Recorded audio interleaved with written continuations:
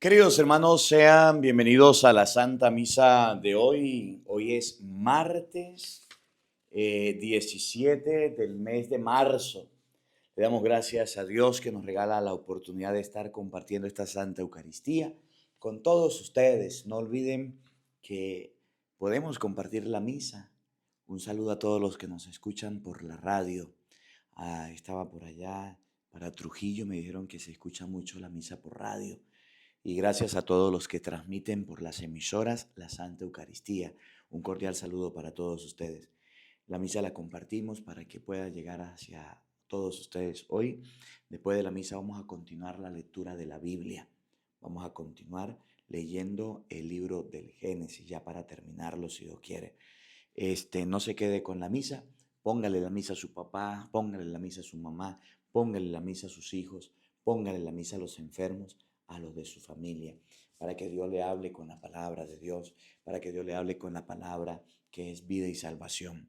Vamos a ofrecer esta Santa Misa por la iglesia necesitada, por la iglesia San Judas Tadeo de Torunos, por el eterno descanso de María García, Aida Pacheco, Andrea Pulido, Gerardo Moreno, María Serrano, Guillermo Ibáñez, Josefina Duarte, Florencia Corrales, José González, Julio Navarrete, Rosa Córdoba, Lainés Rico, Mayra Durán, Jorge Rodríguez, Luis Zambrano, Fidel Arellano, Christopher Arellano, Ronald Rodríguez, por todas las benditas ánimas del purgatorio, Ignacio García, por la salud de María Capula, Diego Cazuela, Oscar Citrón, Jennifer García, Argeo Martínez.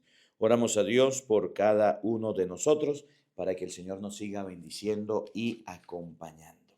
Bueno, hoy vamos a hablar un poquito del agua, vamos a hablar un poquito del templo, vamos a hablar un poquito de la purificación. La primera lectura del día de hoy del profeta Ezequiel nos habla del templo y del agua. ¿Para qué era el agua en el templo? Para limpiar, para purificar. En el templo no se llevaban ofrendas sucias, en el templo no se llevaban ofrendas manchadas. En el templo las ovejas tenían inclusive, va a decir el Evangelio, un pórtico. Y ese pórtico era por donde entraban y pasaban derechitas a bañarse, a purificarse, porque luego iban a ser sacrificadas, luego iban a ser limpiadas y luego iban a ser presentadas a Dios. Y ese agua representa el bautismo que nos purifica de nuestros pecados. Y esa agua representa la confesión que nos limpia después de grandes de los pecados. De eso vamos a hablar en la misa. De la limpieza, de la purificación, de la pulcritud. También de la manera de vestirnos y la manera digna de ir al templo. Al templo no se va con poca ropa. Al templo no se va mal vestido. Pásele la misa a aquellos que se visten mal, porque está haciendo mucho calor, me vestí mal. Mire cómo nos vestimos los curas en el templo. Y usted viene aquí desvergonzada y desvergonzado a vestirse mal. De eso vamos a hablar en la misa. Bienvenidos, queridos hermanos, a la Santa Misa de hoy con el Padre Marcos Galvis.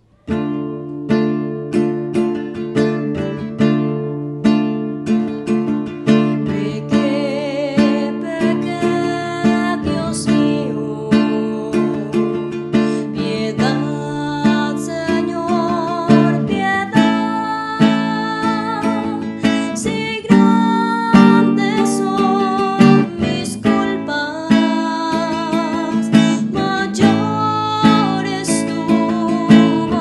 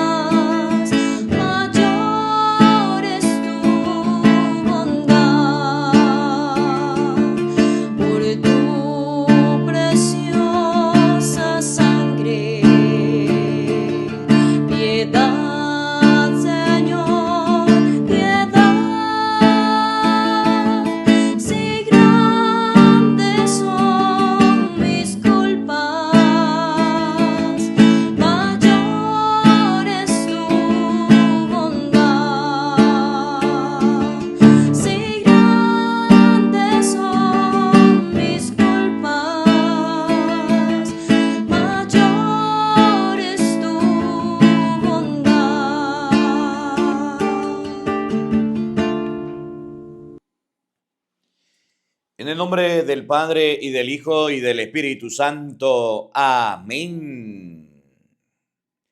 La gracia y el amor de Jesucristo, que nos llama a la conversión, esté con todos ustedes.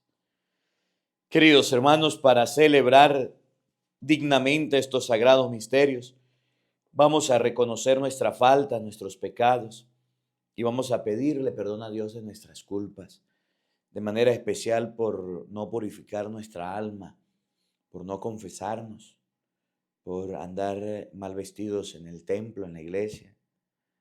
Vamos a pedirle perdón a Dios de nuestras faltas, de limpieza espiritual, de purificación espiritual. Vamos donde un brujo que nos haga una limpia, pero no vamos donde el cura para que nos confiese. Creemos en purificaciones de cuerpo y medicinas y para limpiar nuestro organismo, pero no limpiamos y no creemos en la purificación del alma. Vamos a pedirle perdón a Dios por no limpiar nuestra alma, por no confesarnos, por no embellecer nuestro cuerpo para ir al templo, sino llevarlo cuando hemos ido mal vestidos, por calor, por justificación, mostrando parte de nuestro cuerpo y no ser recatados.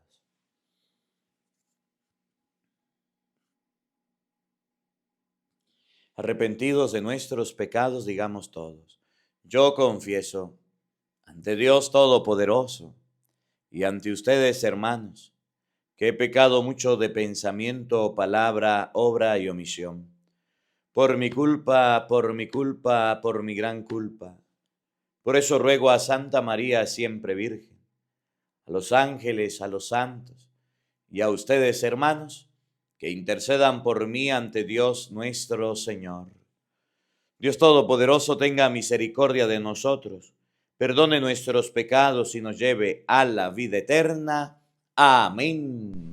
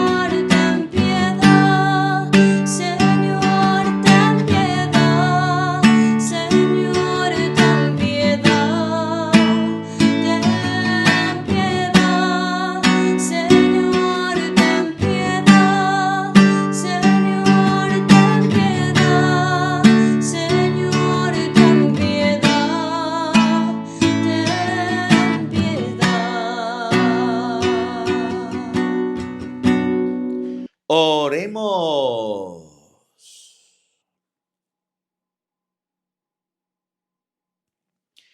Señor, que la venerable observancia de las prácticas cuaresmales dispongan los corazones de tus fieles, para que puedan celebrar dignamente el misterio pascual y proclamar el himno de alabanza de tu salvación. Por nuestro Señor Jesucristo, tu Hijo, que vive y reina contigo en la unidad del Espíritu Santo y es Dios, por los siglos de los siglos. Amén. Queridos hermanos, les invito ahora a que escuchemos con mucha atención la palabra de Dios. Del libro del profeta Ezequiel. En aquellos tiempos, un hombre me llevó a la entrada del templo. Por debajo del umbral manaba agua hacia el oriente, pues el templo miraba hacia el oriente y el agua bajaba por el lado derecho del templo, al sur del altar. Luego me hizo salir por el pórtico del norte y dar la vuelta hasta el pórtico, que mira hacia el oriente, y el agua corría por el lado derecho. Aquel hombre salió hacia el oriente y con la cuerda que tenía en la mano midió 500 metros y me hizo atravesar el agua, que me daba hasta los tobillos. Midió otros 500 metros y me hizo pasar. El agua me daba a las rodillas. Midió 500 más y me hizo cruzar. El agua me daba a la cintura. Era ya un torrente que yo no podía vadear, pues habían crecido las aguas y no se tocaba el fondo. Entonces me dijo: ¿Has visto, hijo de hombre? Después me hizo volver a la orilla del torrente, y al mirar hacia atrás vi una gran cantidad de árboles en una y otra orilla. Aquel hombre me dijo: Estas aguas van hacia la región oriental, bajarán hasta el Arabá, entrarán en el mar de aguas saladas y los sanearán. Todo ser viviente que se mueva por donde pasa el torrente vivirá. Habrá peces en abundancia, porque los lugares a donde lleguen estas aguas quedarán saneados, y por donde quiera que el torrente pase, prosperará la vida. En ambas márgenes del torrente crecerán árboles frutales de toda especie, de follaje perenne e inagotables frutos. Darán frutos nuevos cada mes, porque los riegan las aguas que emanan del santuario. Sus frutos servirán de alimento y sus hojas de medicina. Palabra de Dios. Te alabamos, Señor. Con nosotros está Dios, el Señor. Con nosotros está Dios el Señor. Dios es nuestro refugio y nuestra fuerza, quien en todo peligro nos socorre. Por eso no tememos, aunque tiemble y aunque el fondo del mar caigan los montes. Con nosotros está Dios el Señor. Un río alegra la ciudad de Dios. Su morada el Altísimo hace santa. Teniendo a Dios, Jerusalén no teme, porque Dios la protege desde el alba. Con nosotros está Dios el Señor. Con nosotros está Dios, el Señor. Es el Dios de Israel nuestra defensa. Vengan a ver las cosas sorprendentes que ha hecho el Señor sobre la tierra. Con nosotros está Dios el Señor.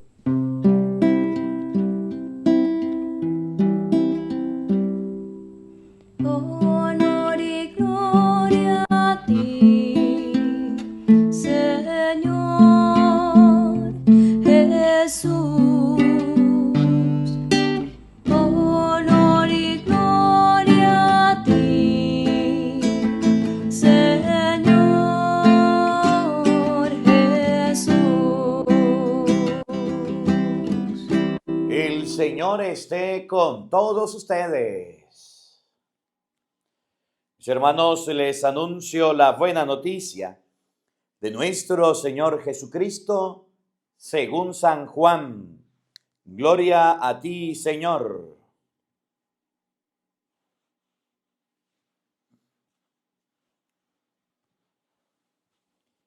Era un día de fiesta para los judíos, cuando Jesús subió a Jerusalén.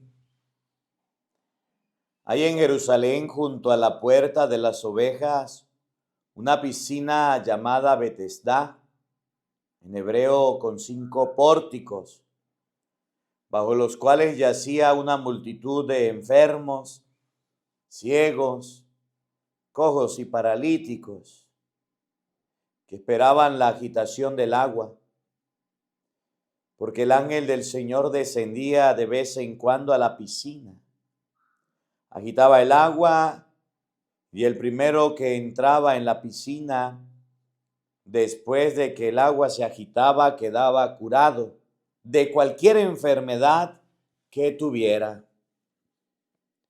Entre ellos estaba un hombre que llevaba 38 años enfermo. Al verlo ahí tendido y sabiendo que ya llevaba mucho tiempo en tal estado, Jesús le dijo: ¿quieres curarte? Le respondió el enfermo: Señor, no tengo a nadie que me meta en la piscina cuando se agita el agua. Cuando logro llegar, ya otro ha bajado antes que yo. Jesús le dijo: levántate, toma tu camilla y anda. Al momento el hombre quedó curado, tomó su camilla y se puso a andar. Aquel día era sábado. Por eso los judíos le dijeron al que había sido curado: no te es lícito cargar tu camilla.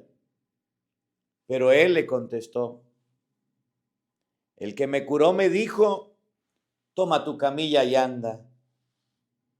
Ellos le preguntaron: ¿quién es el que te dijo toma tu camilla y anda?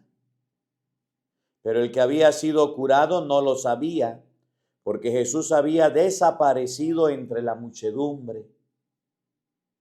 Más tarde lo encontró Jesús en el templo y le dijo: mira, ya quedaste sano, no peques más, no sea que te vaya a suceder algo peor. Aquel hombre fue y les contó a los judíos que el que lo había curado era Jesús. Por eso los judíos perseguían a Jesús, porque hacía estas cosas en sábado.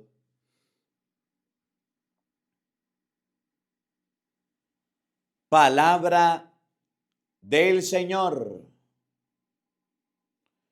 Gloria a ti, Señor Jesús. Queridos hermanos, invoquemos la presencia del Espíritu Santo sobre nuestra vida, diciendo todos: ven, Espíritu Santo, llena nuestros corazones de tu luz, de tu sabiduría, para interpretar tu palabra, no como palabra humana, sino como palabra de Dios, que es en realidad, que ejerza su acción en nosotros los creyentes. Amén. Buenos días, buenas tardes y buenas noches, queridos hermanos. Sean bienvenidos a la meditación de la palabra de Dios. Hoy vamos a compartir la primera lectura que está tomada del libro del profeta Ezequiel, la entrada del templo. ¿Cómo era la entrada del templo en el pueblo de Israel? Cómo era ese lugar que fue construido y fue tan sagrado, cómo se podía ingresar al templo. A veces nosotros creemos que solamente nos quedamos con la figura del templo, que era bonito, que era majestuoso, que era grande, que Salomón lo hizo con oro, con muchas cosas, y no vamos a la cultura judía, cómo era el templo. Mire, hace unos años atrás, Dios me dio la oportunidad de ir a Jerusalén y estar en este lugar de lo que dice el Evangelio de San Juan 5, pasar por esa piscina de Siloé, por ese arco, por esa puerta de las ovejas. ¿Por qué había una puerta de las ovejas debajo del templo? ¿Por qué había una piscina alrededor del templo? ¿Para qué era? El sacrificio que se ofrecía en el pueblo de Israel no es el mismo sacrificio que nosotros ofrecemos. El sacrificio usted puede leer en Éxodo capítulo 12. El sacrificio era un cordero, un animal. Y el cordero, antes de ofrecerlo, de sacrificarlo, había que bañarlo, había que limpiarlo, había que purificarlo. Porque los animales pues se ensucian, los animales pues son del campo. Yo recuerdo una vez que fui al campo, a una finca por allá, a una parcela. Me invitaron. Me dicen: padre, venga para que pase el día con nosotros. Venga para que descanse, venga para que usted se distraiga y y traiga y haga sus grabaciones aquí en la casa. Y yo me fui, muy amigos. Y el Señor cuando llegué me dijo, padre, ya que vino, hoy no vamos a comer un cochino. Y yo, un cochino, sí, viene la familia. Padre, nadie le va a pedir a usted que bendiga, nadie le va a pedir a usted una confesión. Usted venga a descansar. Ahí hay una hamaca para que duerma. Ahí está la comida para que coma. Descanse. Y bueno, yo fui y me pareció muy bien.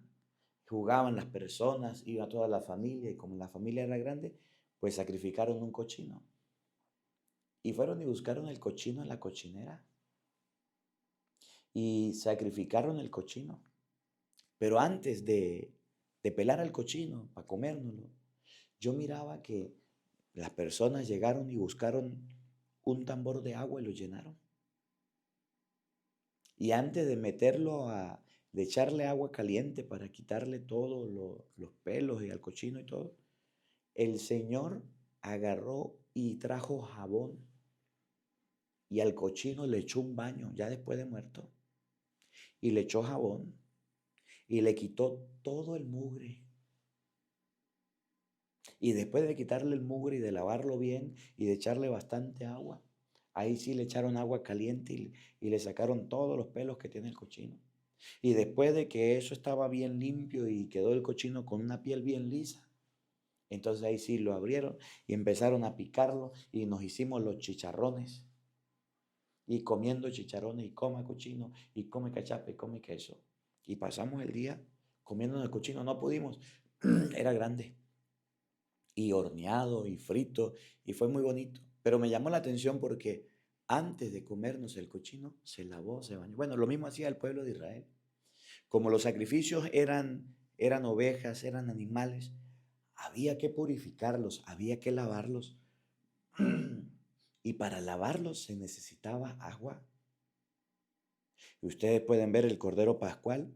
Y no era que el cordero se lo comían y ya estaba, no. Al cordero lo sacrificaban y la sangre se chorreaba y las entrañas se salían. Y el pueblo, las personas que iban a sacrificar, necesitaban agua para lavar la sangre, si no eso se pudre y se vuelve feo. Y necesitaban agua para lavar el animal. No crean que es que la vaca que usted come o el pollo que usted come no lo lavan y no lo limpian. Sí, se necesita agua. ¿Cómo la ve? Y entonces el templo era así. Cuando venían las ovejas, necesitaban bañarlas. Entonces hicieron una piscina. Hicieron un pórtico, una entrada por el cual pasaban las ovejas y pasaban los animales. ¿Y para qué pasaban? Pues para meterlas a la piscina, a la alberca, para echarles un baño, para hacerles una limpieza. Y la limpieza la hacían porque después esos animales se iban y se llevaban al templo y en el templo era donde se sacrificaba. Y todo eso que había necesitaba bastante agua. Por eso dice que la entrada del templo tenía varios pórticos, varias entradas, una de ovejas, otra de bueyes, otra de personas. Pero no solamente los animales, las personas también se bañaban. La gente venía no es como ahora, es que a veces nosotros pensamos en el templo como ahora. Llegamos en el carro y nos bajamos y ya, ¿no? La gente venía llena de tierra, con los pies sucios, llena de polvo, llena del camino de barro, llena de arisca, llena de monte. Y llegaban al templo y antes de ir a hacer oración, antes de subir al templo, la gente pasaba purificándose, bañándose. Por eso dice la Biblia, había una cantidad grande de enfermos ahí que se estaban metiendo a la piscina. Y el baño era necesario para la purificación de las personas. ¿Usted sabía eso o no lo sabía? Eso lo aprendí yo en Israel. Cuando llegué y pregunté, piscina de Siloé, y explíquenos, y la guía nos explicaba para qué eran esas piscinas. Hoy día no tienen agua, pero por ahí la gente se purificaba y se limpiaba, porque iban a llegar al templo feos pero decentes, bien bañados, bien arreglados, y con sus animales bien limpiecitos. A Dios no le iban a ofrecer un animal todo feo, todo mugroso, y al templo no iban a ir mal vestidos y de la peor manera. Y después de hacer el rito de purificación, usted va a ver que la primera lectura dice, me metí y el agua me llegaba hasta los tobillos, me metí y el agua me llegaba hasta las rodillas, me metí y el agua me llegaba hasta la cintura, me metí y ya no podía salir. Habían diferentes ritos. Si usted llegaba, solamente tenía los pies sucios, se limpiaba los pies. Si se tenía hasta la rodilla sucia, hasta la rodilla se lavaba. Y si tenía hasta la cintura mugrosa, pues, y si no se lavaba completo, y después sí entraba en el templo. Y usted va a ver cómo iba entrando y se iba mojando un poquito más. Y esa agua corría, y esa agua seguía, y esa agua era la que saneaba, y era la que era para las plantas, para las medicinas. Y eso era el templo. Había una purificación, había una limpieza, había una forma de ver a Dios de manera limpio por fuera, pero por dentro también. Por dentro también. Por eso los judíos tenían su rito de purificación, de lavarse las manos hasta los codos, de estar bien, porque al templo no se va mugroso y sucio. Y esta es la enseñanza de hoy. ¿Cómo vas a tu iglesia, a tu parroquia? Por lo menos tienes la decencia de bañarse. Te paraste de la cama y así te fuiste a la iglesia. Ay, es que Dios no va a ver el mugre, es que Dios no va a ver eso. Sí es verdad. Sí es verdad, pero tu mugre puede incomodar al vecino. Pero tu mal olor, tu mal aliento, tu violín, tu mal olor en las axilas puede incomodar al otro que va a la misa. ¿Cómo te vistes cuando va al templo? Hay gente que no sabe cómo vestirse cuando va al templo, va a la iglesia. Es que yo voy al templo, voy a la iglesia y anda en unos chores y anda en una franela corta mostrando la cintura, mostrando el ombligo, mostrando las piernas. La iglesia no es para mostrar. Usted va a la iglesia para encontrarse con Dios. Es que, padre, ahí hizo mucho calor y usted supiera el calor. Mire cómo se viste el cura. Mire cómo se viste el padre. Tiene albas, tiene estola, tiene cíngulo, tiene casulla y aparte tiene ropa. Y si está haciendo mucho calor, se pone los ornamentos. Aquí en Venezuela, donde yo trabajo, la temperatura 35, casi 40 grados centígrados, calor extremo, fuerte. Y así me tengo que vestir. Y usted que va a la iglesia con franelillas, con tiras, y que va a la iglesia y ni se baña, y ni se asea, ni se purifica. Eso hablando del cuerpo, pero hablando del alma, va a la misa ni siquiera confesado. Va a la misa y ni siquiera va preparado. Va a las cosas de Dios, va a la iglesia de su parroquia y ni siquiera hace un examen de conciencia, nada. Nosotros hemos perdido el respeto por las cosas de Dios, el decoro de nuestro cuerpo, la limpieza de nuestra alma. ¿Cómo la ve usted que tiene lentes? Y eso es lo que dice hoy la primera lectura en Ezequiel capítulo 47. El templo era para purificar, el templo era para limpiar, el templo era para que la gente fuera bien. Pero no solamente al pueblo de Israel, a nosotros también nos toca.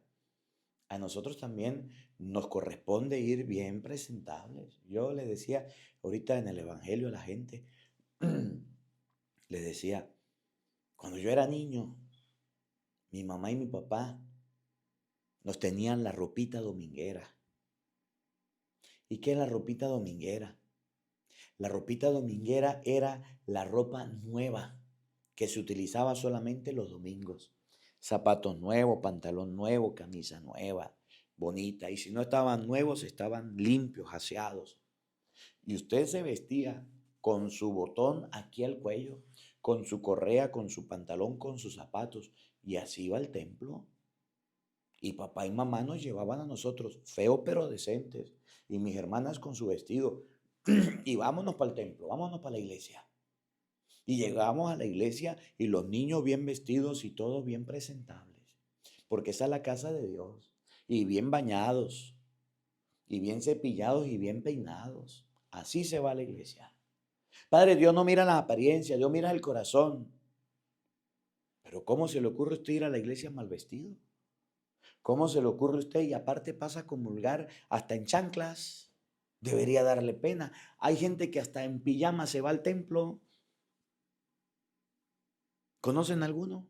A mí me gustó mucho una vez que yo fui a Israel y fue el lugar donde Jesús le dijo a Pedro, tú eres Pedro y sobre esta piedra edificaré mi iglesia.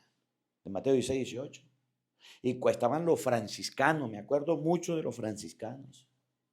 No entendí nada, pero había un curita parado, un fraile, y había una mujer mostrando ombligo, mostrando senos y mostrando tiras y conchores mal vestida.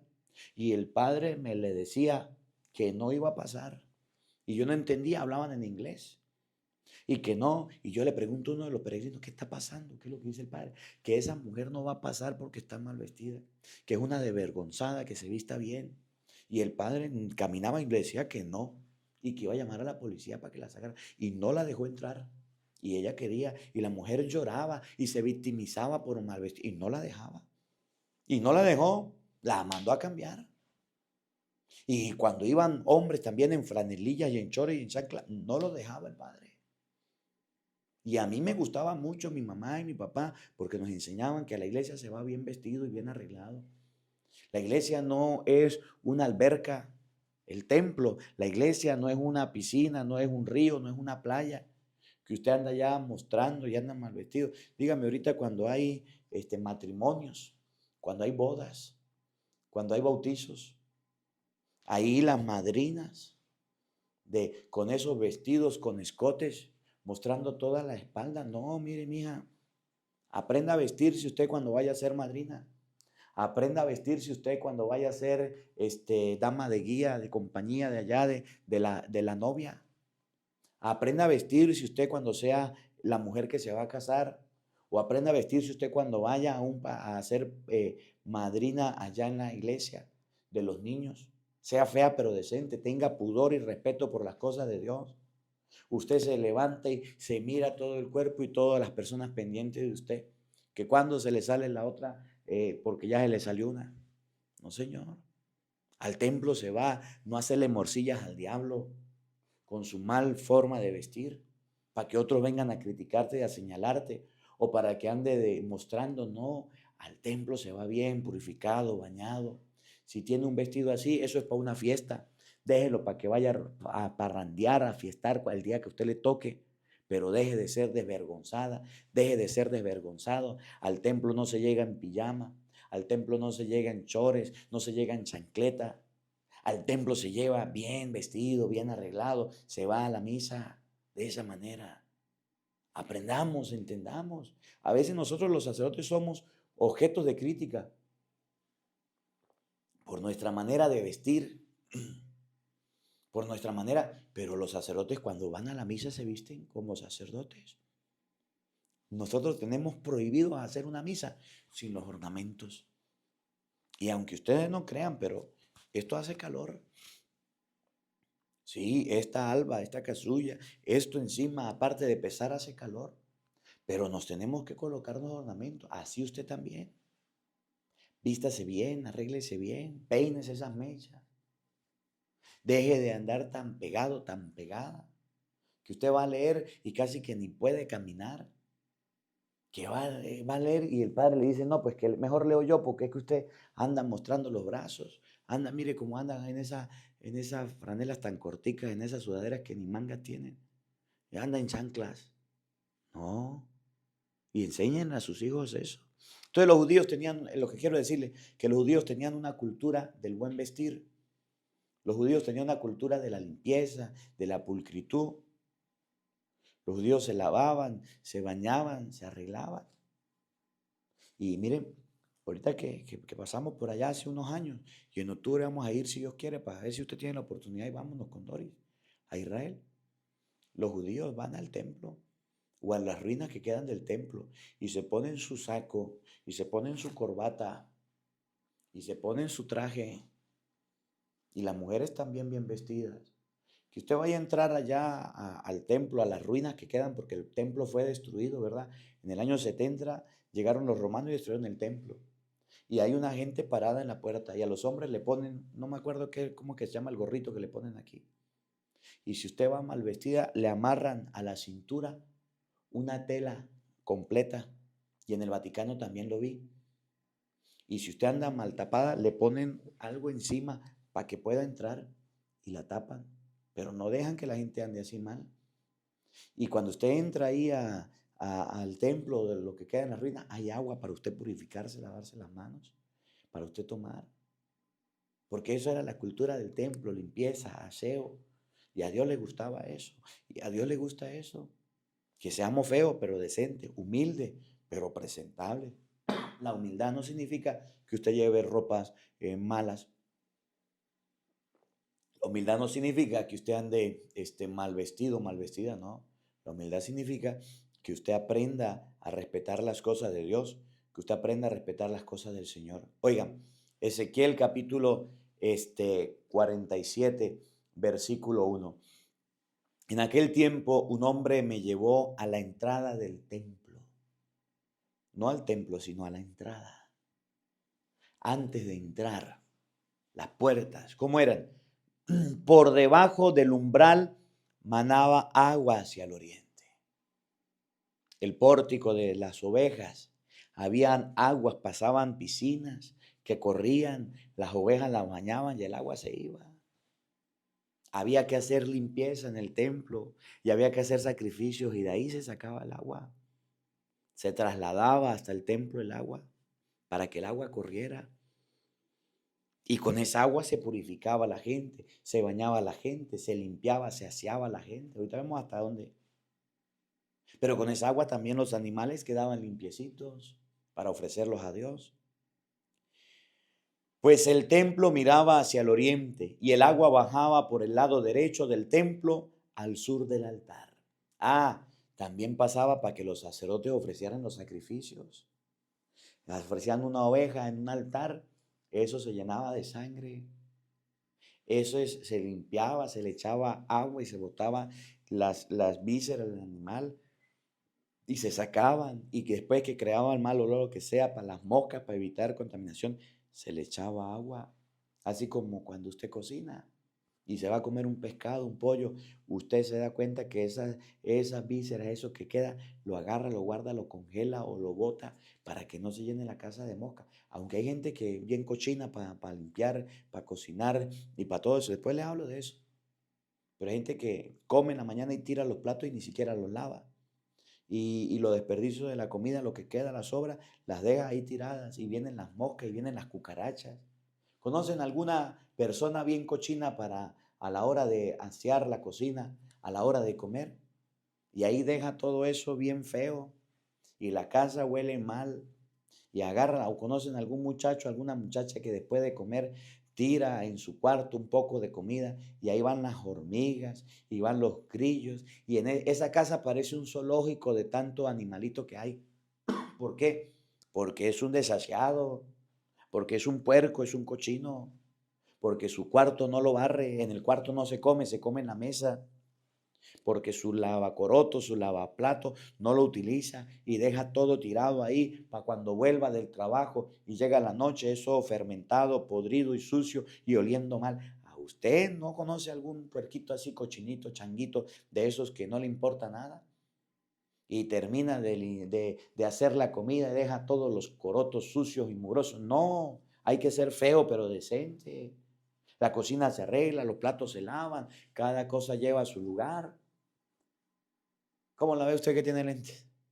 Ay, padre, no me hable así, parece que me conoce, porque la Biblia sí lo conoce a usted. Entonces el templo, después que se hacía el sacrificio del animal, se hacía la comida, se lavaban las ollas, se lavaban los cubiertos y todo eso se lavaba. Eso se hacía y eso es parte de la vida diaria. Luego me dijo, luego me hizo salir por el pórtico del norte y dar la vuelta hacia el pórtico que mira hacia el oriente. Y el agua corría por el lado derecho. Aquel hombre salió hacia el oriente y con la cuerda que tenía en la mano midió 500 metros y me hizo atravesar el agua que me daba hasta los tobillos. Esto es una forma de purificación que tenían los judíos. Si usted vivía en la ciudad, si usted estaba ya en Jerusalén y llevaban 2 o 3 días y tenía que ir al templo y se ensuciaba solamente los pies, se lavaban los tobillos. La primera manera para la gente que estaba cerca, no para los viajeros, no para la gente de afuera, usted tenía que lavarse los tobillos. Usted llegaba a una casa, igual venía el esclavo y le lavaba los pies. Y para eso había una piscina, había un río que corría. Usted llegaba, se lavaba bien porque no se iba a ensuciar. Y otra enseñanza también. Miren, la iglesia no es un basurero. La parroquia donde usted va no es un lugar para que usted agarre los papeles que utilice, se comió un caramelo y fue y lo tiró en el piso de la iglesia. Hay gente tan puerca y tan desasiada, tan cochina, que llega a la iglesia mascando chicle y después, mira, se saca el chicle y lo pone debajo de la silla. A mí me ha tocado en las parroquias, cuando están limpiando, sacar con espátula ese poco de chicle de gente cochina y puerca, que llevan facturas y llevan papeles y llevan mugre en el bolsillo, lo sacan y lo tiran. ¿Por qué no tiran la plata ya? ¿Por qué no tiran los billetes? Y va y tira un poco de mugre. Y hay niños que los padres, hay padres que le dan hasta la comunión dulce a los niños, una galletita, algo, y agarraron y se comieron la galleta y tiraron el mugre. Así son los padres que no educaron a los hijos. Y llegan con los pies todos mugrosos y sucios, y en vez de sacudirse los pies antes de estar en la iglesia, así se meten y ensucian la casa de Dios, llenos de barro. Usted sea feo pero decente, sacúdase esos pies antes de entrar a la iglesia. Sáquese el mugre que trae de allá, del parqueadero, del garaje. Límpiese bien los pies y pase a la casa de Dios. Los reclinatorios donde usted se arrodilla no es para colocarla de caminar ahí, para colocar los pies. Hay lugares, hay templos que tienen alfombras y usted no debería pasar con esos pies todos sucios y no le importa. Y por ahí pasa, los baños todos sucios. Hay que cuidar el templo, hay que ser aseado, la iglesia hay que cuidarla. Pero si usted va a la iglesia a ensuciarla, ¿cómo es en su casa? No, pues un changuito. La casa parece una ratonera. Y disculpe que les hable así, ¿verdad?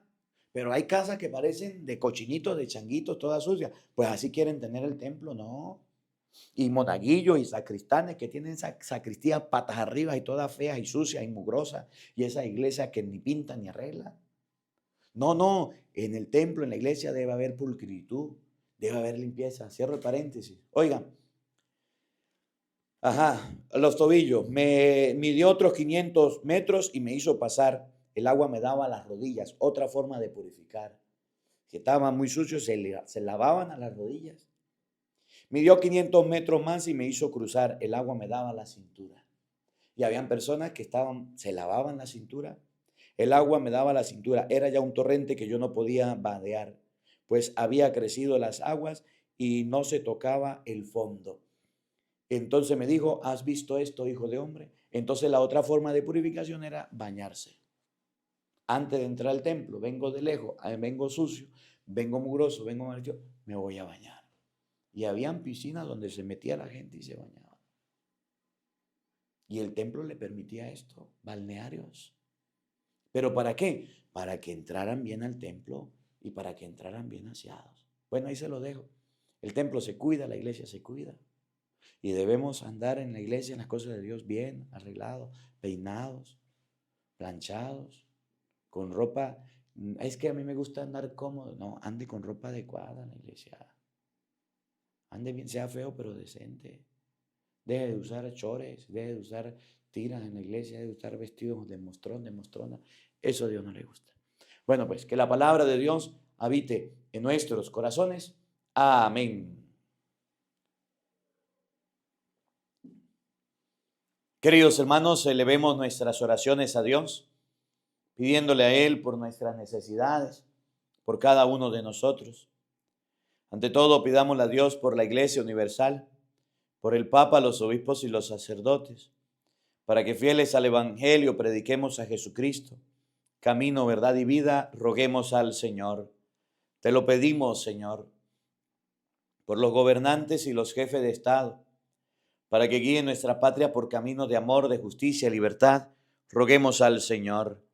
Te lo pedimos, Señor, por cada lugar donde hay guerra, por cada lugar donde hay problemas, hay dificultades. Las personas andan en conflicto en Medio Oriente, para que ustedes y yo seamos instrumentos de paz y Dios traiga la paz al mundo entero, roguemos al Señor.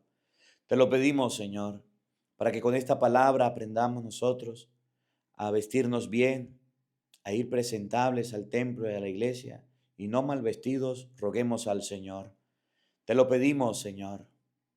Oremos a Dios Todopoderoso en este día, para que no solamente purifiquemos el exterior, sino también el alma, a través de una buena confesión, a través de un buen examen de conciencia. Roguemos al Señor. Te lo pedimos, Señor, por todas las personas que sirven en el templo, en la iglesia, para que tengan limpieza, para que tengan cuidado, para que tengan el templo bien aseado. Roguemos al Señor. Te lo pedimos, Señor, para que ustedes y yo amemos la iglesia, amemos el templo, trabajemos por nuestras parroquias, sirvamos a nuestra iglesia y ayudemos a la iglesia cuando lo necesita. Roguemos al Señor.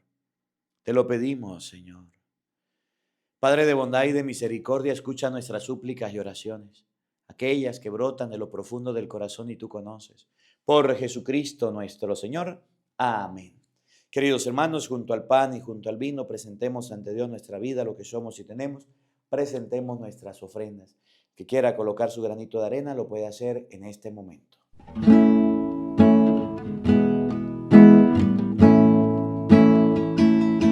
Por los niños que empiezan la vida, por los hombres sin techo ni hogar, por los pueblos que sufren las guerras, te ofrecemos el vino y el pan. Pan y vino sobre el altar son ofrendas de amor. Pan y vino serán después tu cuerpo y sangre, Señor. Pan y vino sobre el altar son ofrendas de amor. Pan y vino serán después tu cuerpo y sangre, Señor. Oren, queridos hermanos, para que este sacrificio mío y de ustedes sea agradable a Dios Padre Todopoderoso.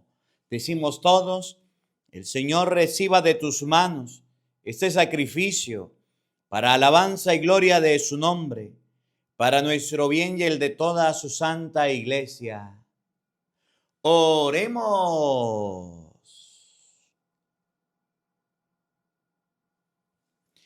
Te presentamos, Señor, llenos de alegría, estas ofrendas para el sacrificio redentor, y te pedimos tu ayuda para celebrarlo con fe sincera y ofrecerlo dignamente por la salvación del mundo. Por Jesucristo nuestro Señor. Amén. El Señor esté con todos ustedes.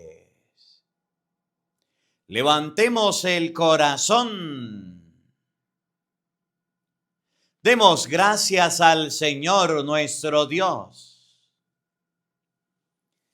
En verdad es justo y necesario, es nuestro deber y salvación, darte gracias siempre y en todo lugar, Señor Padre Santo, Dios Todopoderoso y Eterno, porque con el ayuno corporal refrenas nuestras pasiones, elevas nuestro espíritu, nos fortaleces y recompensas, por Cristo Señor nuestro.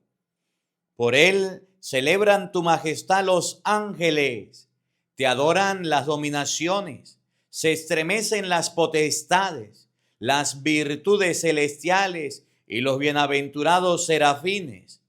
Permítenos asociarnos a sus voces, cantando humildemente tu alabanza.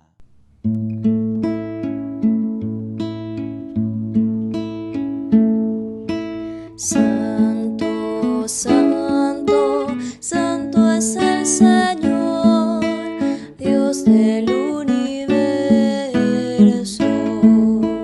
Llenos están el cielo y la tierra de tu gloria. Hosana en el cielo. Bendito el que viene en nombre del Señor. Hosana en el cielo.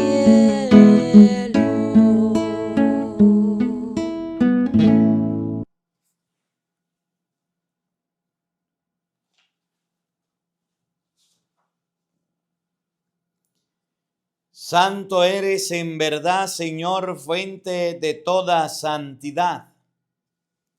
Por eso te pedimos que santifiques estos dones con la efusión de tu Espíritu, de manera que se conviertan para nosotros en el cuerpo y la sangre de Jesucristo nuestro Señor, el cual, cuando iba a ser entregado a su pasión, voluntariamente aceptada, tomó pan, dándote gracias, lo partió y lo dio a sus discípulos, diciendo: tomen y coman todos de él, porque esto es mi cuerpo, que será entregado por ustedes. Señor mío y Dios mío, yo creo en ti, Señor, aumenta nuestra fe.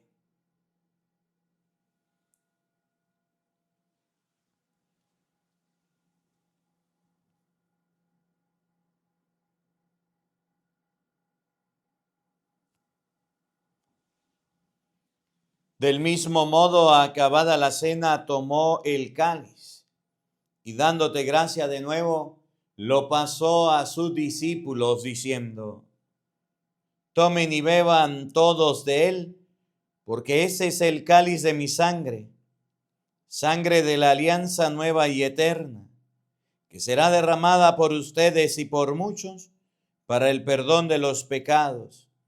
Hagan esto en conmemoración mía. Señor mío y Dios mío, yo creo en ti, Señor, aumenta nuestra fe.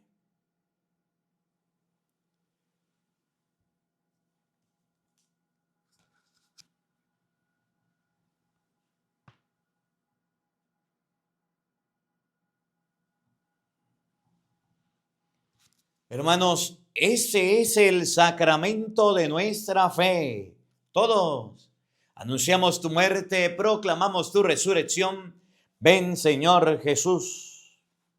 Así pues, Padre, al celebrar ahora el memorial de la muerte y resurrección de tu Hijo, te ofrecemos el pan de vida y el cáliz de salvación, y te damos gracias porque nos hace dignos de servirte en tu presencia.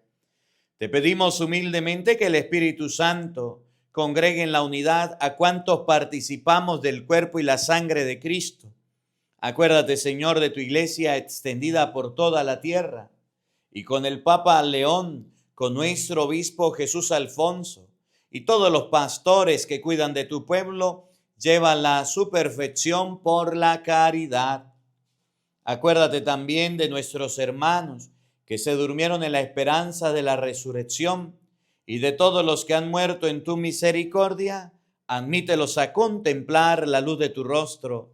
Ten misericordia de todos nosotros, y así con María, la Virgen Madre de Dios, su esposo San José, los apóstoles y cuanto vivieron en tu amistad a través de los tiempos, merezcamos por tu Hijo Jesucristo compartir la vida eterna y cantar tus alabanzas.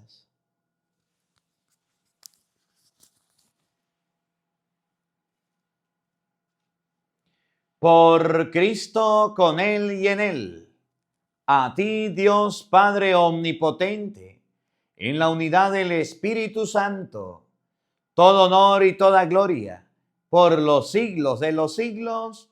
Amén.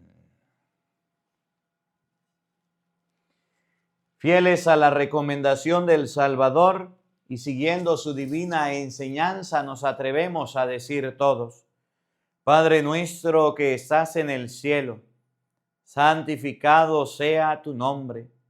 Venga a nosotros tu reino. Hágase tu voluntad en la tierra como en el cielo. Danos hoy nuestro pan de cada día. Perdona nuestras ofensas, como también nosotros perdonamos a los que nos ofenden. No nos dejes caer en tentación y líbranos del mal. Líbranos de todos los males, Señor, y concédenos la paz en nuestros días, para que, ayudados por tu misericordia, vivamos siempre libres de pecado y protegidos de toda perturbación, mientras esperamos la gloriosa venida de nuestro Salvador Jesucristo. Todos, tuyo es el reino, tuyo el poder y la gloria por siempre, Señor. Señor Jesucristo, que dijiste a tus apóstoles, la paz se les dejo, mi paz se les doy. No tengas en cuenta nuestros pecados, sino la fe de tu iglesia, y conforme a tu palabra concédele la paz y la unidad, tú que vives y reinas por los siglos de los siglos. Amén.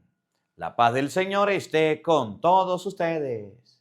Como hermanos compartan un abrazo de paz, les envío mi abrazo de paz fraterno en la distancia, los quiero mucho y gracias por acompañarnos en esta Santa Misa.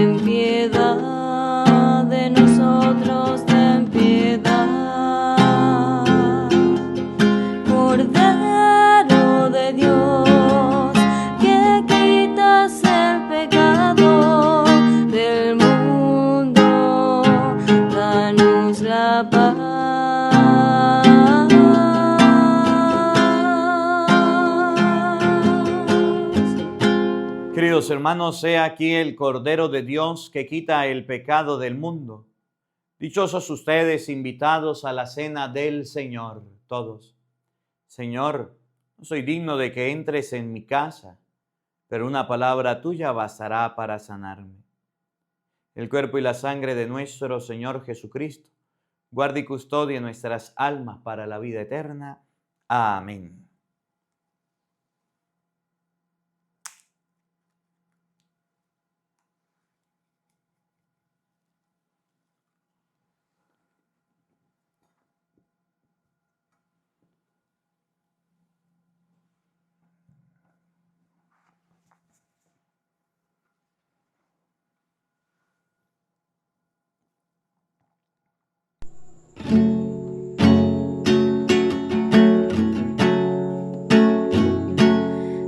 Los que comen este santo pan, partido que es Cristo, un cuerpo formará. Este pan del cielo, signo de unidad, llena nuestras almas de gracia y de paz. Comen de mi cuerpo, nos mandó, tomen de mi sangre, dijo con amor, extendió sus brazos, llenos de dolor, destruyó el pecado, gloria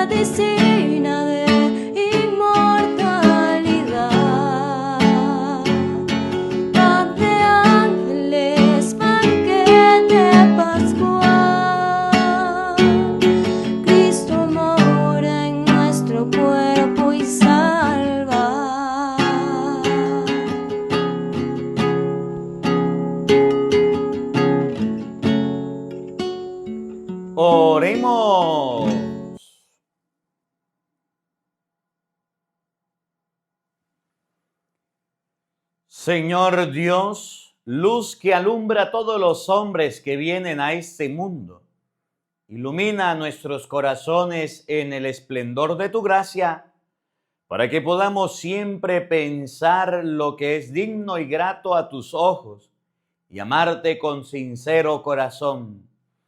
Por Jesucristo nuestro Señor. Amén.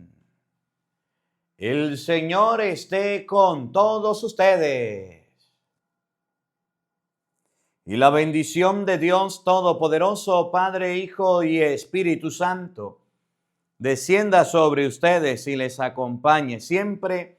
Amén. A nuestra Madre, a la Santísima Virgen María, digámosle todos: Dios te salve María, llena eres de gracia, el Señor está contigo. Bendita tú eres entre todas las mujeres, y bendito es el fruto de tu vientre, Jesús.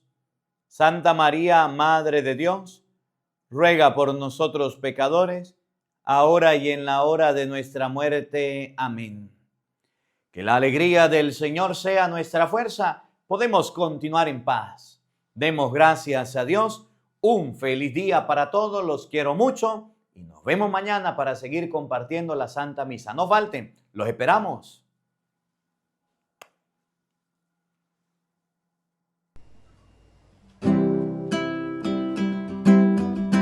Tú fuiste dócil al Espíritu de Dios,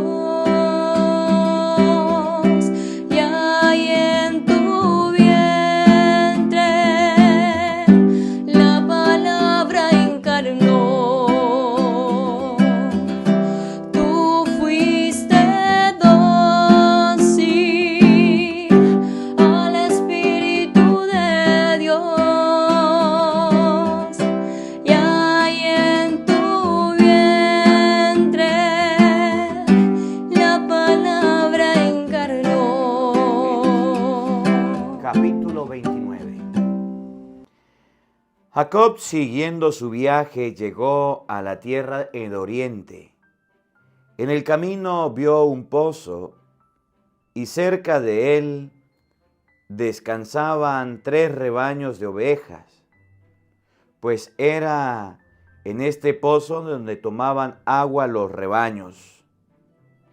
Una gran piedra cubría la boca del pozo. Allí se juntaban todos los pastores, removían la piedra, sacaban agua para el rebaño y volvían a colocar la piedra sobre la boca del pozo. Jacob dijo a los pastores: hermanos, ¿de dónde son ustedes? Contestaron: somos de Harán.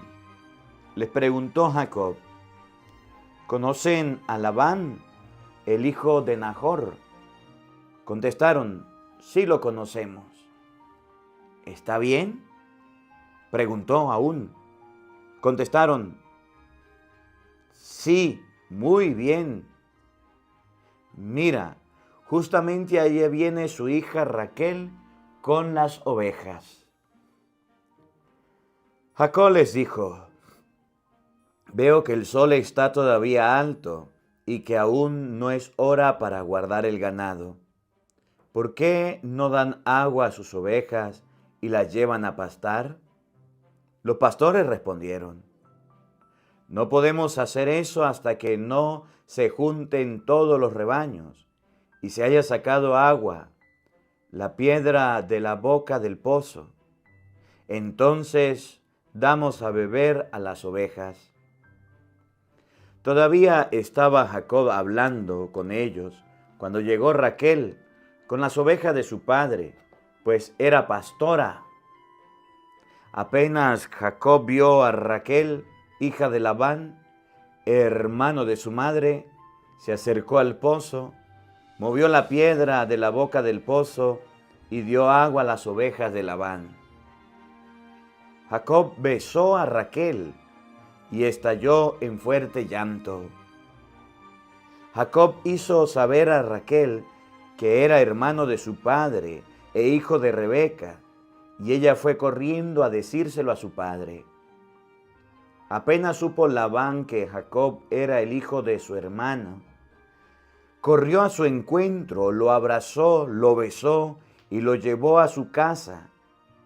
Jacob contó a Labán todo lo ocurrido, y Labán le dijo: en verdad eres carne y huesos míos. Y Jacob se quedó allí con él durante un mes. Entonces Labán le dijo: ¿acaso porque eres hermano mío vas a trabajar de balde? Dime cuál va a ser tu salario. Labán tenía 2 hijas. La mayor se llamaba Lía y la menor Raquel. Lía no tenía brillo en sus ojos, mientras que Raquel tenía buena presencia y era linda. Jacob se había enamorado de Raquel, así que le contestó: te serviré 7 años por Raquel, tu hija menor. Labán dijo: mejor te la doy a ti y no a cualquier otro hombre. Quédate pues conmigo. Jacob trabajó 7 años por Raquel, pero la amaba tanto que los años se le parecieron días. Entonces Jacob dijo a Labán: dame a mi esposa, pues te he cumplido el plazo y ahora quiero vivir con ella. Labán invitó a todos los del lugar y dio un banquete. Por la tarde tomó a su hija Lía y se la llevó a Jacob, que se acostó con ella. Labán dio a Lía a su propia esclava Zilpá para que fuera sirvienta de ella. Al amanecer, ¿cómo? Lía, Jacob dijo a Labán: ¿qué me has hecho? ¿No te he servido por Raquel? ¿Por qué me has engañado? Labán le respondió: no se acostumbra por aquí dar la menor antes que la mayor. Deja que se termine la semana de boda y te daré también a mi hija menor, pero tendrás que prestar servicio por otros 7 años más. Jacob aceptó y al terminar la semana de bodas con Lía, Labán se la entregó a su hija Raquel. Labán le dio a Raquel a su esclava Bilhá como sirvienta. Jacob se unió a Raquel y amó a Raquel más que a Lía, y se quedó con Labán, al que prestó servicio 7 años más. Al ver que Lía no era muy querida, le concedió ser fecunda, mientras que Raquel era estéril. Lía quedó embarazada y dio a luz un hijo, al que llamó Rubén, porque decía: ahora mi esposo me amará. De nuevo quedó embarazada y dio a luz. Entonces dijo: Yahvé ha oído que yo era despreciada y me ha dado todavía otro hijo. Por eso le puso por nombre Simeón. Volvió a concebir y tuvo otro hijo. Y esta vez dijo: ahora sí que me querrá mi marido, pues le he dado ya 3 hijos. Por eso lo llamó Leví. Concibió todavía otra vez y dio a luz un hijo y exclamó: esta vez alabaré a Yahvé. Por eso le puso el nombre de Judá. Y ya dejó de tener hijos. Raquel, viendo que no daba hijos a Jacob, se puso celosa de su hermana y le dijo a Jacob: dame hijos, porque si no me muero. Entonces Jacob se enojó con Raquel y le dijo: si Dios te ha negado los hijos, ¿qué puedo hacer yo? Ella contestó: aquí tienes a mi esclava Bilhá, únete a ella y que dé a luz sobre mis rodillas. Así tendré yo también un hijo por medio de ella. Le dio pues a su esclava Bilhá, y Jacob se unió a ella. Bilhá quedó embarazada y dio a Jacob un hijo. Entonces Raquel dijo: Dios me ha hecho justicia, pues ha oído mi voz y me ha dado un hijo. Por eso le puso por nombre Dan. Otra vez concibió Bilhá, la esclava de Raquel, y dio a Jacob un segundo hijo. Raquel comentó una competición divina: he competido con mi hermana y le he podido. Por eso llamó Neftalí. Viendo Lía que ya no tenía hijos, tomó a su sierva Selfa y se la dio por mujer a Jacob. Y Selfa, esclava de Lía, dio un hijo a Jacob. Lía exclamó: ¡qué suerte! Y le puso por nombre Gad. Selfa, la sirvienta de Lía, dio un segundo hijo a Jacob. Y dijo Lía: ¡qué felicidad! Las mujeres me felicitarán. Y le llamó Aser. En el tiempo de la siega del trigo, salió Rubén y encontró unas mandrágonas silvestres en el campo y se las llevó a su madre Lía. Las vio Raquel y dijo a Lía: por favor, dame alguna de esas mandrágoras silvestres que ha traído tu hijo. Le respondió Lía: ¿no te basta con haberme quitado el marido, que ahora quieres llevarte también las mandrágoras de mi hijo? Raquel le dijo: muy bien, que duerma contigo esta noche, a cambio de las mandrágoras de tu hijo. Cuando por la tarde llegaba Jacob del campo, Lía salió a su encuentro y le dijo: acuéstate conmigo, pues he pagado por ti con las mandrágoras de mi hijo. Aquella noche, pues, durmió Jacob con ella. Dios escuchó las oraciones de Lía, la que concibió y le dio a Jacob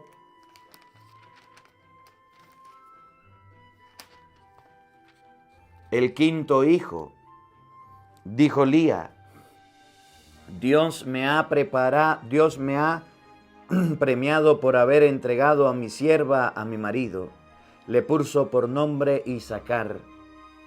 De nuevo Lía quedó embarazada y dio a luz a Jacob el sexto hijo, y dijo: me ha hecho Dios un buen regalo. Mi marido dormirá conmigo, pues le he dado 6 hijos. Y le llamó Zabulón. Después dio a luz una niña y le puso por nombre Dina. Entonces Dios se acordó de Raquel, oyó sus ruegos y le concibió ser fecunda. Concibió y dio a luz un hijo y exclamó: Dios me ha quitado de encima la vergüenza. Y le puso por nombre José, pues decía: Yahvé me dé otro hijo. Después de que Raquel hubo dado a luz a José, Jacob dijo a Labán: déjame regresar a mi patria y mi tierra. Dame mis esposas y mis hijos, por quienes te he servido, y déjame partir, pues bien sabes con qué fidelidad te he servido. Labán le contestó: hazme un favor. El cielo me hizo ver que Yahvé me bendecía gracias a ti. Y agregó: dime cuánto te debo y te lo pagaré. Jacob respondió: tú sabes cómo te he servido y cómo le fue a tu rebaño conmigo. Poco era lo que tenía antes de que yo llegara aquí, pero Yahvé creció enormemente y Yahvé te ha bendecido. ¿Cuándo pues podré trabajar para mi propia casa? Le dijo Labán: ¿qué te puedo dar? Jacob le respondió: no me des nada, pero si haces por mí lo que te voy a pedir, seguiré cuidando tus rebaños. Hoy voy a revisar tus rebaños y pondré aparte todos los corderos negros y también todos los cabritos manchados y rayados, y este será mi salario. Comprobarás mi honradez el día de mañana, cuando quieras verificar personalmente lo que me llevo, todo lo que sea manchado, rayado, entre las cabras, ni de negro entre los corderos, será considerado como un robo de mi parte. Dijo Labán, está bien, sea como tú dices. Ese mismo día Labán puso aparte todos los cabritos, rayados o con manchas, y a cuanto cordero había con color negro, y se lo dio a sus hijos, y lo mandó lejos de Jacob a una distancia de 3 días. Y Jacob se quedó cuidando el resto del rebaño de Labán. Jacob se buscó entonces unas ramas verdes de chopo, almendro y plátano. Peló la corteza de la rama haciendo franjas que dejaban al descubierto lo blanco de la madera. Después la colocó ante las pilas y abrevaderos junto delante de esas que al beber entraban en celo, y las que apareaban frente a las varas parían después crías rayadas, moteadas y manchadas. Entonces Jacob preparaba los corderos. En una palabra, hacía que las ovejas del rebaño de Labán miraran todo lo que tenía rayas o era negro. Así se formó rebaños que le pertenecían y que apartaba de los de Labán.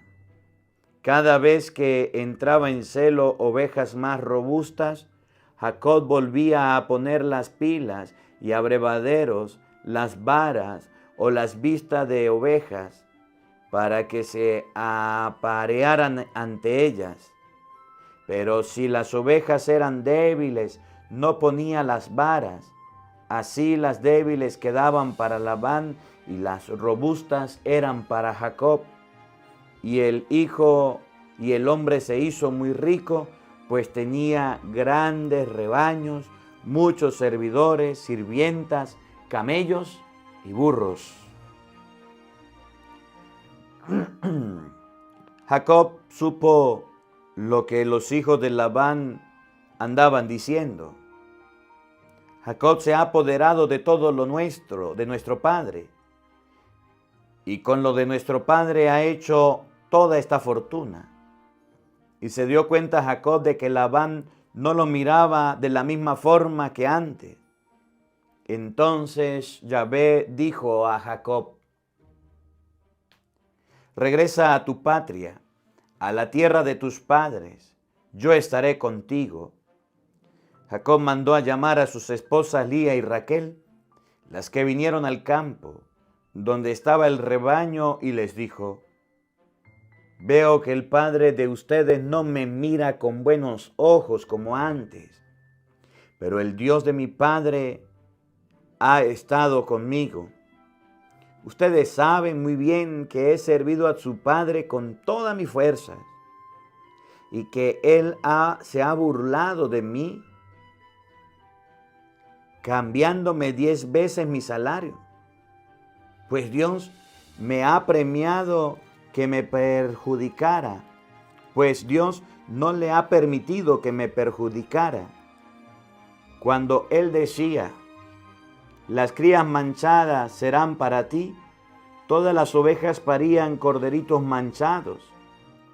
Y si decía, las rayadas serán para ti, todo el rebaño tenía corderitos rayados. De esta manera ha ido Dios quitándole el rebaño a vuestro padre para dármelo a mí.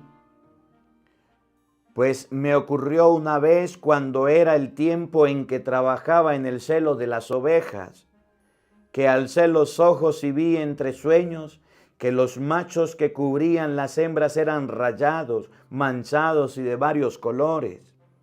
Y el ángel de Dios me dijo en sueños, Jacob. Yo le respondí, aquí estoy, y añadió, fíjate bien cómo los manchados que cubren las hembras son rayados, manchados y moteados. Esto es así porque he visto todas las cosas que Labán ha hecho contigo. Yo soy el Dios de Betel, en donde derramaste aceite sobre una piedra y me hiciste un juramento. Ahora levántate y vuélvete a la tierra en que naciste. Respondió Raquel y Lía. ¿Acaso tenemos que ver algo todavía con la casa de nuestro padre? ¿O somos aún sus herederas? ¿No hemos sido tratadas como extrañas después de que nos vendió y se comió nuestra plata? Pero Dios ha tomado la riqueza de nuestro padre y nos ha dado a nosotras y a nuestros hijos. Haz pues lo que Dios te ha dicho. Se levantó Jacob e hizo montar en camello a sus mujeres e hijos, y se llevó todos sus rebaños y todos los bienes que había adquirido en Padán Aram, viendo donde su padre Isaac a Canaán. Aprovechando que Labán había salido a esquilar su rebaño, Raquel robó los ídolos familiares que su padre tenía en casa. Jacob actuó a escondidas de Labán y no le avisó nada sobre su partida. Tomó pues todo lo que poseía y emprendió la huida. Atravesó el río Éufrates y se dirigió a las montañas de Gaal. Al tercer día avisaron a Labán que Jacob había huido. Se hizo acompañar por los de su tribu y durante 7 días lo persiguió hasta que lo alcanzó en la montaña de Galaad. Pero Dios se acercó a Labán el arameo en un sueño y le dijo: cuídate de no discutir con Jacob, bien sea con amenazas o sin violencia. Labán alcanzó a Jacob como éste ya había levantado sus tiendas en el cerro de Mizpah. Labán instaló las suyas en el de Galaad. Labán dijo a Jacob: ¿qué me has hecho? Me has engañado y te vas a llevar a mis hijas como si fueran prisioneras de guerra. ¿Por qué has huido en secreto engañándome? ¿Por qué no me avisaste? Yo habría hecho una fiesta para despedirte con cantos, cítaras y tamboriles. Ni siquiera me has dejado besar a mis hijos y a mis hijas. Te has portado como un tonto. Yo podría hacerte mal, pero el Dios de tu padre me dijo esta noche: cuídate de no discutir con Jacob, bien sea con amenazas o sin violencia. Pero si te has ido porque echabas de menos la casa de tu padre, ¿por qué me has robado mis dioses? Respondió Jacob a Labán: yo tuve miedo de que me quitaras tus hijas, pero eso sí, al que descubras que tiene en su poder tus dioses, ese morirá. En presencia de nuestros hermanos, revisa todo lo que tengo, y si reconoces algo tuyo, llévatelo. Pero Jacob ignoraba que Raquel había robado los dioses. Entró Labán en la tienda de Jacob, después en la de Lía y en la de las 2 criadas, pero no encontró nada. A continuación entró a la de tienda de Raquel, pero Raquel había tomado los ídolos familiares, colocándolos debajo de la montura del camello, se sentó encima mientras Labán registraba toda su tienda y no encontraba nada.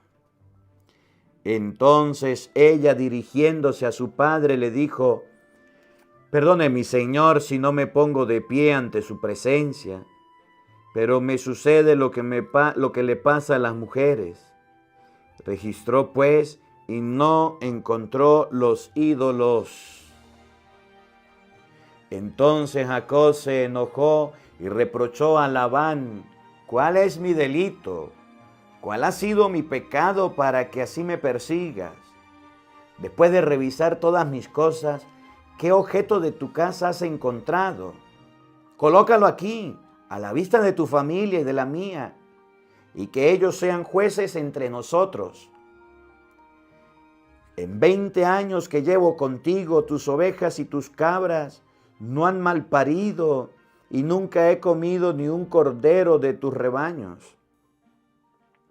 Los animales destrozados por las fieras no te los traía, sino que yo mismo los reemplazaba, y tú me exigías lo que había sido robado de noche o de día.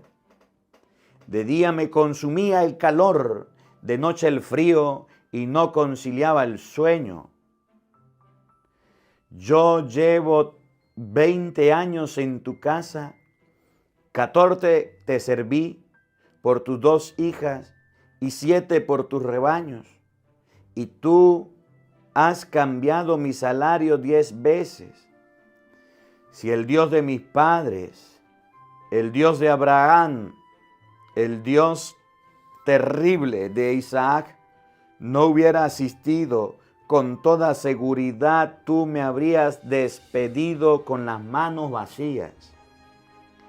Pero Dios ha visto mis pruebas y el trabajo de mis manos, y por eso anoche pronunció su sentencia. Respondió Labán a Jacob: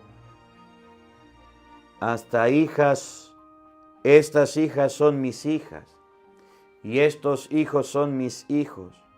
El ganado también es mío, y todo cuanto ves es mío.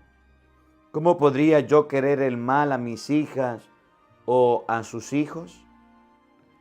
Ven, hagamos un pacto entre los dos, y que quede en una prueba de ello.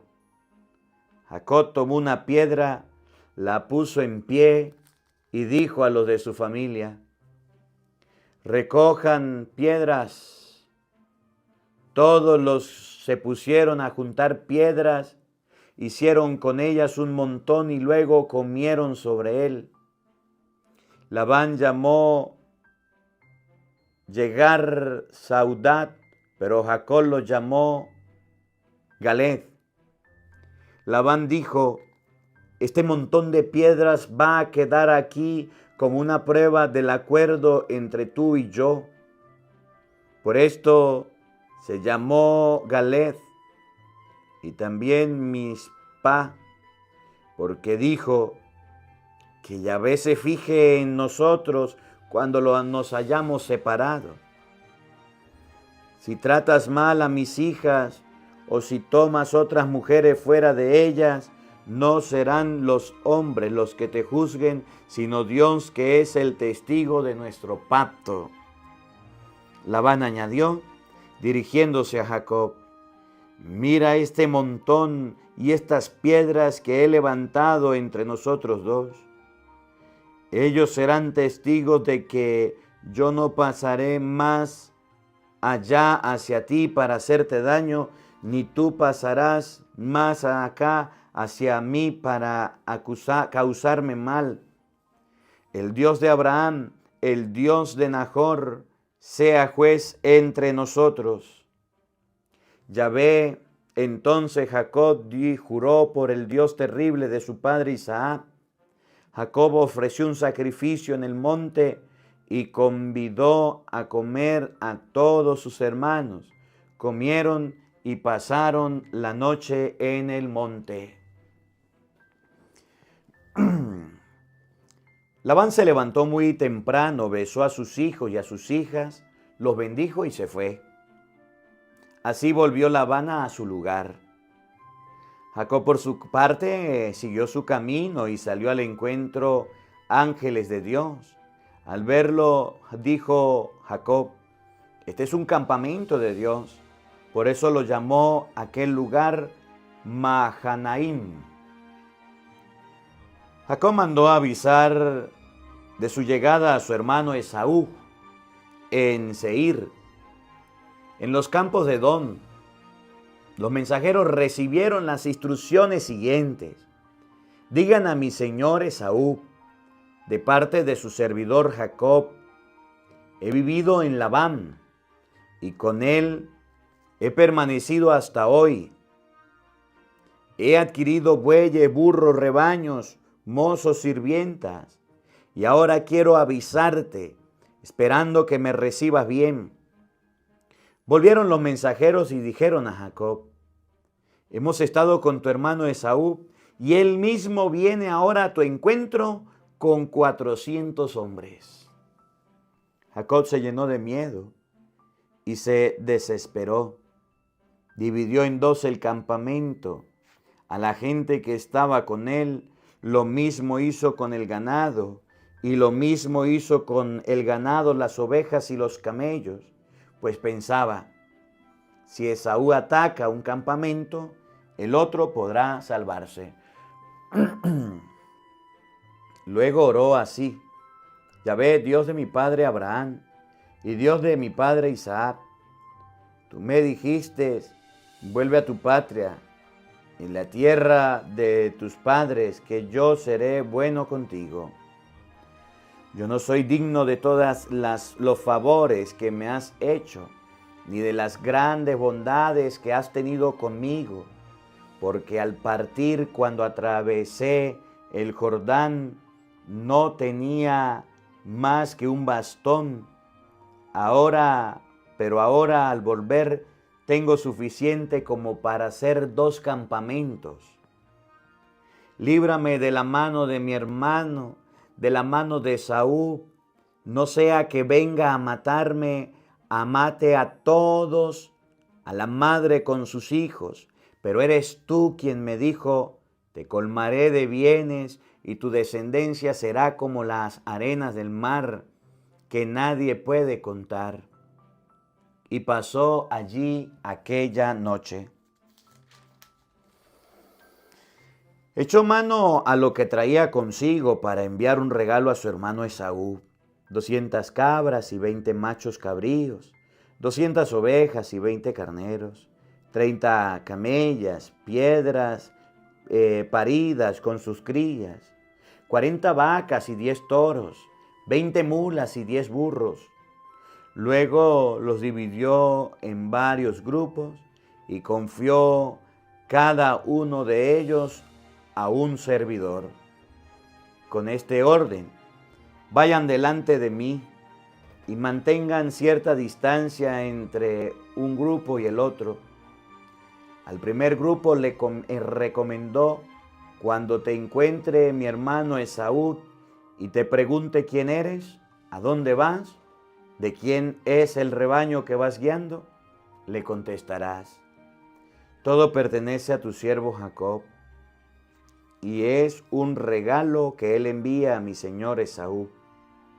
Él mismo viene detrás de nosotros.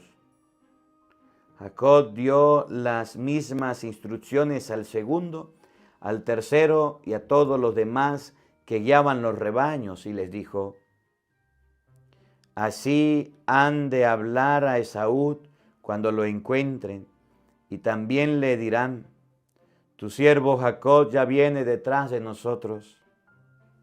Pues Jacob pensaba, lo aplazaré con los regalos que le envió delante, y cuando después me encuentre frente a él, quizá me reciba sin enojo. Envió pues los regalos por delante, y él se quedó aquella noche en el campamento. Aquella misma noche Jacob se levantó, tomó a sus 2 esposas, a sus 2 sirvientas y a sus 11 hijos, y los hizo cruzar el vado de Yaboc. A todos los hizo pasar al otro lado del torrente, y también hizo pasar todo lo que traía con él. Y Jacob se quedó solo. Entonces alguien luchó con él hasta el amanecer.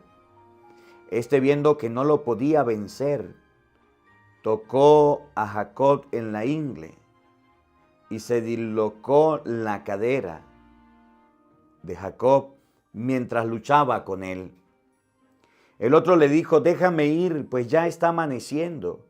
Y él le contestó, no te dejaré marchar hasta que no me des tu bendición. El otro pues le preguntó, ¿cómo te llamas? Él le respondió, Jacob. Y el otro le dijo, en adelante ya no te llamarás Jacob, sino Israel, o sea, fuerza de Dios, porque has luchado con Dios y con los hombres y has salido vencedor. Entonces Jacob le hizo la pregunta, dame a conocer tu nombre. Y él le contestó, mi nombre, ¿para qué esta pregunta? Y allí mismo lo bendijo. Jacob llamó a aquel lugar Panuel, o sea, cara de Dios. Pues dijo, he visto a Dios cara a cara y aún estoy vivo. El sol empezaba a dar fuerte cuando cruzó Panuel, y él iba cojeando a causa de su cadera. Por esta razón, los hijos de Israel no comen hasta el día de hoy el nervio del muslo, porque tocó a Jacob en la ingle sobre el nervio del muslo. Palabra de Dios. Te alabamos, Señor.